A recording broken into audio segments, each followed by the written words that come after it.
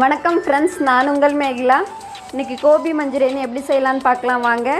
Gopi Manchurian செய்ய தேவையான பொருட்கள்: காலிஃப்ளவர், வெங்காயம், குடைமிளகாய், பச்சை மிளகாய், எண்ணெய், இஞ்சி பூண்டு பேஸ்ட், மிளகு பொடி, உப்பு, மஞ்சப்பொடி, மிளகாய் பொடி, சோள மாவு, அரிசி மாவு, கொத்தமல்லி.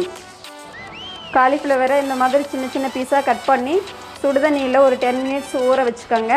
ஊற வச்சு தண்ணியை ஃபில்ட்ரு பண்ணிவிட்டு அந்த பூவை ஒரு பவுலுக்கு மாற்றிக்கோங்க. அதில் கொஞ்சம் உப்பு, கொஞ்சம் மஞ்சப்பொடி, 1 ஸ்பூன் சில்லி பவுடர், கொஞ்சம் மிளகு பொடி, 1 ஸ்பூன் கார்ன்ஃப்ளவர், 1 ஸ்பூன் அரிசி மாவு, 1 ஸ்பூன் இஞ்சி பூண்டு பேஸ்ட், கொஞ்சம் லெமன் ஜூஸ் விட்டு நல்லா பிசைஞ்சிக்கங்க. பிசைஞ்சு ஒரு 10 மினிட்ஸ் ஊற வச்சு அது எண்ணெயில் நல்லா பொரித்து எடுத்துக்கலாம்.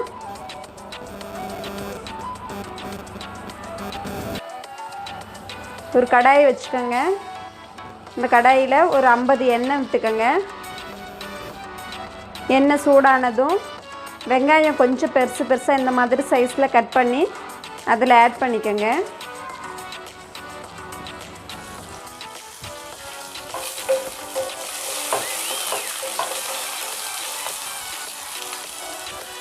ஒரு பச்சை மிளகாய் கட் பண்ணி வச்சுருக்கேன், அதை போட்டுக்கலாம். சிக்கன் சேர்த்துக்கலாம்.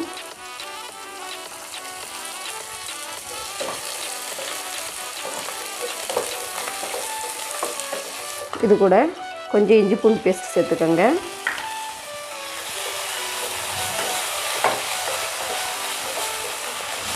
இது கூட கொஞ்சம் சில்லி பவுடர் போட்டு நல்லா மிக்ஸ் பண்ணி விட்டுக்கோங்க. நம்ம காலிஃப்ளவர் ஃப்ரை பண்ணும்போதே உப்பு போட்டிருக்கோம், அதனால் கொஞ்சம் உப்பு சேர்த்துக்கோங்க. 1 spoon tomato sauce, 1 spoon chilli sauce,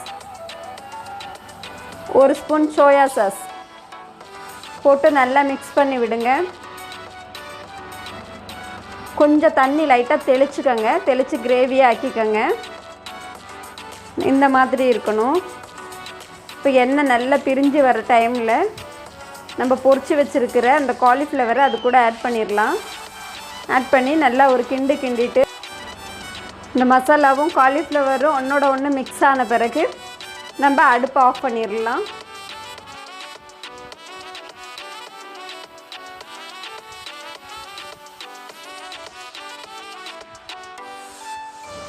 சுவையான கோபி மஞ்சூரியன் ரெடி.